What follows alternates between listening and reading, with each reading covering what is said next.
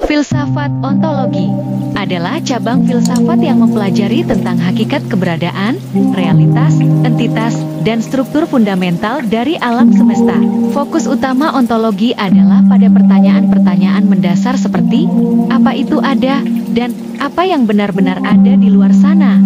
1. Subjektivisme. Subjektivisme adalah pandangan bahwa realitas adalah subjektif dan bergantung pada pengalaman individual. Contoh dari subjektivisme adalah fenomenologi, di mana realitas dianggap sebagai konstruksi subjektif yang dipengaruhi oleh persepsi dan pengalaman individu.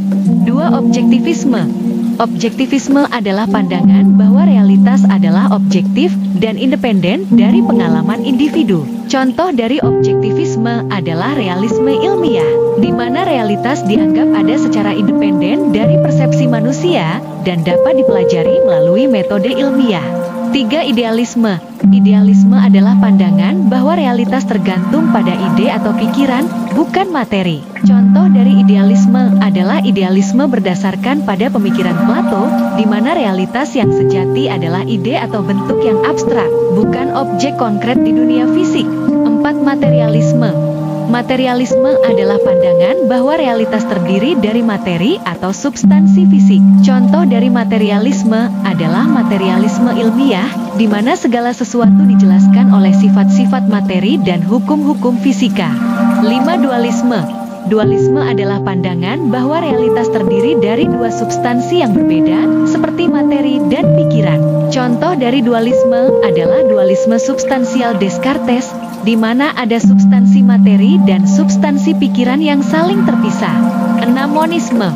Monisme adalah pandangan bahwa realitas memiliki satu substansi fundamental. Contoh dari monisme adalah monisme materialisme, di mana realitas dianggap terdiri dari satu substansi material tunggal, atau monisme idealisme, di mana realitas dianggap terdiri dari satu substansi pikiran tunggal.